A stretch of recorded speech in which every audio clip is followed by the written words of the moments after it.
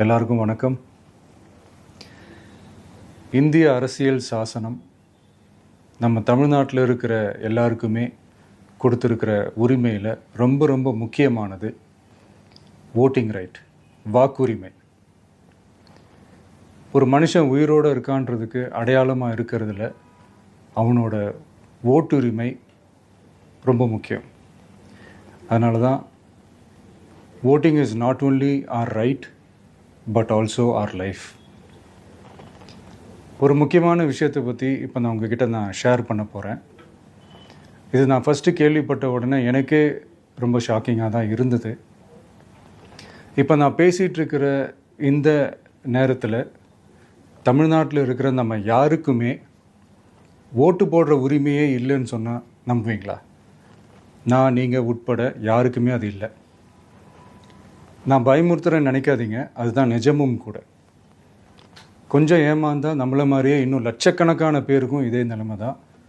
ஓட்டு போடுற அந்த உரிமையே இல்லாத மாதிரி ஒரு நிலைமை வந்தாலும் வரலாம். இதுக்கு மெயின் ரீசன் அந்த எஸ்ஐஆர், ஸ்பெஷல் இன்டென்சிவ் ரிவிஷன், சிறப்பு தீவிர திருத்தம். இப்போது இந்த எஸ்ஐஆர் நம்ம தமிழ்நாட்டில் எப்படி ஒர்க் ஆக போகுது? கடந்த ஜனவரி மாதம் எடுத்த அந்த கணக்கெடுப்பில் 6,36,00,000 வாக்காளர்கள் நம்ம தமிழ்நாட்டில் இருக்கிறாங்க. ஆனால் அவங்க யாருக்குமே இந்த ஓட்டு போடுற உரிமையே இல்லை. அந்த பிஎல்ஓன்னு சொல்லுவாங்க, பூத் லெவல் ஆஃபீஸர்ஸ், வாக்குச்சாவடி நிலை அலுவலர். அவங்க தான் வீடு வீடாக போய் அந்த ஃபார்மை கொடுப்பாங்க. அதை நம்ம ஃபில்அப் பண்ணி கொடுக்கணும். அதை தேர்தல் ஆணையம் அதை எடுத்துகிட்டு போய் அதை ஸ்க்ரூட்டினைஸ் பண்ணி அது எல்லாமே கரெக்டாக இருக்கான்னு செக் பண்ணி பார்த்ததுக்கப்புறம் அந்த வாக்காளர் பட்டியலை வெளியிடுவாங்க. அந்த வாக்காளர் பட்டியலில் நம்ம பேர் இருக்கணும், அப்போ தான் நம்மளால் ஓட்டு போட முடியும். அந்த புது பட்டியல் வர்ற வரைக்கும் நம்ம வாக்காளர்களான்றது அது உறுதியே செய்ய முடியாது. இன்கேஸ் அந்த புது பட்டியலில் நம்ம பேர் இல்லைன்னா அது ஒரு தனி ப்ராசஸ், அது ஒரு தனி ஃபார்ம், அது ஒரு தனி கிளைம்ன்ற மாதிரி அது ஒரு வேறு வேலை. ஸோ இந்த மாதிரி நிறைய சிரமங்கள் குழப்பங்கள் இருக்கிறதுனால மக்களுக்கு இது மேலே ஒரு கன்ஃபியூஷன் ஒன்று இருக்குது. இது என்ன வெரிஃபிகேஷனா இல்லை ஒரு மறைமுக ரீரெஜிஸ்ட்ரேஷனா இல்லை இது வந்து ஒரு நியூ ரெஜிஸ்ட்ரேஷன் மாதிரியே தானா அப்படின்ற மாதிரி நிறைய கன்ஃபியூஷன் இருக்குது. அவங்க செய்ய வேண்டியதெல்லாம் ஒன்று தான். இந்த மாதிரி வீடு வீடாக போய் அந்த எனிமரேஷன் ஃபார்ம் நம்ம ஃபில்அப் பண்ணி கொடுக்கும்போது அதுக்கான அக்னாலேஜ்மெண்ட்டை அந்த பிஎல்ஓ அந்த ஆஃபீஸர்கிட்ட இருந்து நீங்கள் வாங்கிக்கணும். அது ரொம்ப ரொம்ப முக்கியம். இது நான் சொல்கிறது வாக்காளர் பட்டியலில் ஆல்ரெடி உங்கள் பேர் இருக்கிறவங்களுக்கு நான் சொல்கிறேன். இப்போ புது வாக்காளர்கள், ஃபஸ்ட் டைம் ஓட்டர்ஸ், அவங்களுக்கு ஃபார்ம் 6ன்னு ஒன்று இருக்குது. அதை நீங்கள் ஃபில்அப் பண்ணி நீங்கள் உங்கள் ஏரியாவில் இருக்கிற சம்மந்தப்பட்ட அந்த உங்கள் அலுவலகத்தில் நீங்கள் டைரெக்டாகவும் சப்மிட் பண்ணலாம், இல்லை நீங்கள் ஆன்லைன்லேயும் சப்மிட் பண்ணலாம். அப்படி ஆன்லைனில் நீங்கள் சப்மிட் பண்ணிங்கன்னா அதுக்கான ஸ்க்ரீன்ஷாட்டை எடுத்து வச்சுக்கோங்க. ஃபோனில் மெசேஜ் வரும், அதை சேவ் பண்ணி வச்சுக்கோங்க. அப்ராடில் இருக்கிறவங்க கூட அந்த எஸ்ஐஆர் ஃபார்மை டவுன்லோட் பண்ணி நீங்கள் அதை ஃபில்அப் பண்ணி சப்மிட் பண்ணலாம். அதுக்கான அக்னாலேஜ்மெண்ட்டை வாங்கி வச்சுக்கோங்க. ரொம்ப முக்கியமாக உங்களோட பிஎல்ஓ அந்த ஆஃபீஸர் யாருன்னு தெரிஞ்சு வச்சுக்கோங்க. இந்த தேர்தல் ஆணையம் அந்த வெப்சைட்டில் போனீங்கன்னா அந்த பர்டிகுலர் பிஎல்ஓ ஆஃபீஸரோட ஃபோன் நம்பர் கூட நீங்கள் எடுத்து வச்சுக்கலாம். இன்கேஸ் உங்களை யாரையும் ரீச் பண்ணலை இல்லை உங்களுக்கு அந்த ஃபார்ம் கிடைக்கல அப்படின்னா நீங்கள் அவரை காண்டாக்ட் பண்ணி அந்த ஃபார்மை வாங்கி நீங்கள் ஃபில்அப் பண்ணி நீங்கள் சப்மிட் பண்ணலாம். ரொம்ப முக்கியமாக அதுக்கான அக்னாலேஜ்மெண்ட்டை வாங்கி வச்சுக்கோங்க. இது எல்லாமே சரியாக செஞ்சாலும் இந்த எஸ்ஐஆர் மேலே சில டவுட்ஸ் இருக்குது. அது என்னென்னா, இந்த 6,36,00,000 வாக்காளர்களுக்கு ஒருத்தர் விடாமல் இந்த ஒரே மாதத்துக்குள்ளே எப்படி எல்லாருக்குமே அந்த ஃபார்ம் போய் ரீச் ஆகும்? ஒன்று. ரெண்டாவது, நீங்கள் வரும்போது வீட்டை பூட்டிட்டு வேலைக்கு போயிட்டு என்ன பண்ணுறது? இப்போ நீங்கள் வருவீங்கன்றதுக்காக வேலையெல்லாம் விட்டுட்டு வீட்டுக்குள்ளேயே உட்காந்துட்ருக்கணுமா? ஸோ இதில் மெயினாக பாதிக்கப்பட போகிறது உழைக்கிற மக்கள், ஏழைகள், வேலைக்கு போகிற பெண்கள். இவங்களுக்கு யார் கரெக்டான அந்த பதில் சொல்ல போகிறது?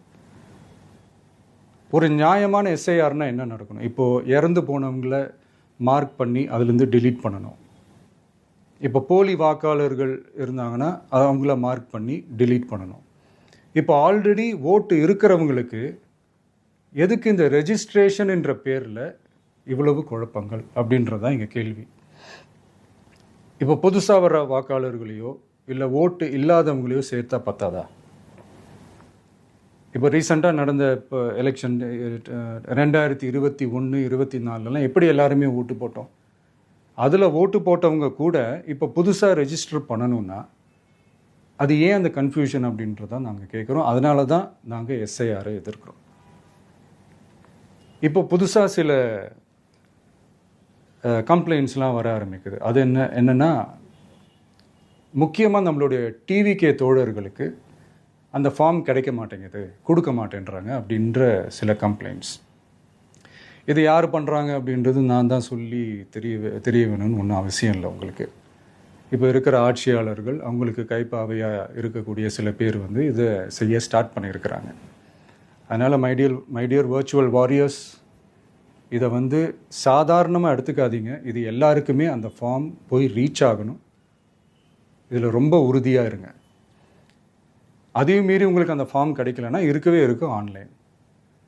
தேர்தல் ஆணையம் அந்த வெப்சைட்டில் போய் அந்த ஃபார்மை டவுன்லோட் பண்ணி நீங்கள் ஃபில்அப் பண்ணி சப்மிட் பண்ணலாம். உங்கள் வீட்டில் இருக்கிறவங்களுக்கு நீங்கள் செஞ்சு கொடுங்க, பக்கத்து வீட்டில் இருக்கிறவங்களுக்கு செஞ்சு கொடுங்க, தெரிஞ்சவங்களுக்கு, தெரியாதவங்களுக்கு, பழகினவங்களுக்கு, பழகாதவங்களுக்கு எல்லாருக்குமே நீங்கள் தயவு செஞ்சு கொடுங்க.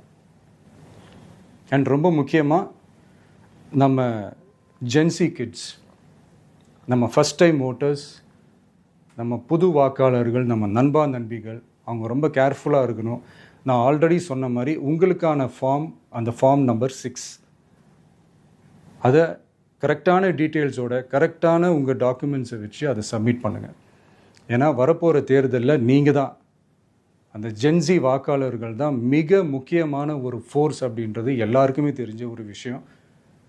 அதனால் உங்களை டிஸ்டர்ப் பண்ணுறதுக்கு, உங்கள் பேரை அதில் இன்க்ளூட் பண்ணாமல் செய்கிறதுக்கு என்னென்ன வேலைகள் செய்யணுமோ, என்னென்ன தில்லுமுள்ளு வேலைகள் செய்யணுமோ எல்லாமே அவங்க செய்வாங்க. இது நமக்கு எல்லா திசையிலையும் எல்லா பிரச்சனைகள் கொடுத்துட்டு தானே இருக்கிறாங்க. அது டிஃபால்ட்டாக நடந்துட்டு தான் இருக்கும். அது ஒன்றும் பண்ண முடியாது. ஸோ அந்த மாதிரி ஓட்டு போடுற விஷயத்துலேயும் அவங்க என்ன மாறவா போகிறாங்க? இப்போ நான் சில மீட்டிங்ஸ்லலாம் ரிப்பீட்டடாக ஒரு விஷயம் நான் சொல்கிறேன்ல, 2 பேருக்கு நடுவில் தான் போட்டி அப்படின்ட்டு. அது மேடைக்கு மேடை அவங்க அதை ப்ரூவ் பண்ணிகிட்டு இருக்கிறாங்க. அதனால் தோழர்களே, வரப்போகிற தேர்தலில் நம்ம யாருன்னு காட்டணும், நம்ம பலம் என்னன்னு காட்டணும். அதுக்காக அந்த பலமான, அந்த பவர்ஃபுல்லான ஆயுதத்தை நம்ம கையில் எடுக்கணும். அந்த ஆயுதம் வேறு எதுவுமே இல்லை, ஓட்டு, வாக்கு, ஜனநாயகம். அது இருந்தால் தான் நம்ம அந்த வெற்றியை நோக்கியே நம்மளால் பயணிக்க முடியும். தமிழ்நாடே அந்த வாக்குச்சாவடி முன்னாடி திரண்டு நிற்கணும். அதை பார்த்துட்டு தமிழ்நாடே தமிழக வெற்றி கழகமா, இல்லை தமிழக வெற்றி கழகம் தான் தமிழ்நாடா அப்படின்ற மாதிரி இருக்கணும். வீடுன்னு ஒன்று இருந்தால் தான் ஓடு மாற்ற முடியும்னு அறிஞர் அண்ணா அவர்கள் சொல்லியிருக்கிறாங்க. அந்த மாதிரி ஓட்டுன்னு ஒன்று இருந்தால் தான் இந்த நாட்டையே காப்பாற்ற முடியும். அப்புறம் இன்னொரு முக்கியமான விஷயம், அந்த எனிமரேஷன் ஃபார்ம் நீங்கள் ஆன்லைனில் நீங்கள் ஃபில்அப் பண்ணும்போது அதில் ஒரு சில ப்ராப்ளம்ஸ் வர்றதுக்கு வாய்ப்பு இருக்குது. அது உங்களுடைய ஓட்டர் ஐடியில் இருக்கிற உங்கள் பேரும், ஆதார் கார்டில் இருக்கிற பேரும், அந்த ஸ்பெல்லிங், இனிஷியல்ஸ் எல்லாமே ஒரே மாதிரி இருந்தால் தான் அது அக்செப்ட் ஆகும், இல்லைன்னா அக்செப்ட் ஆகாது. அது கொஞ்சம் கேர்ஃபுல்லாக பண்ணுங்கள். அது கொஞ்சம் யூசர் ஃப்ரெண்ட்லியாக இருக்கலாமேன்னு கேட்டதுக்கு அதெல்லாம் முடியாது, அதுக்கெல்லாம் வாய்ப்பு இல்லை, அதுக்கெல்லாம் ஆளுங்க இல்லை, பண்ண முடியாதுன்னு ரிப்ளை பண்ணிட்டாங்க. ஸோ அதனால் மைடியர் டிவிகே தோழர்களே, மைடியர் ஜென்சி படை பலமே, உஷாராக இருங்க, கான்ஃபிடெண்ட்டாக இருங்க. நல்லதே நடக்கும். வெற்றி நிச்சயம். மீண்டும் சந்திக்கும் வரை நன்றி, வணக்கம்.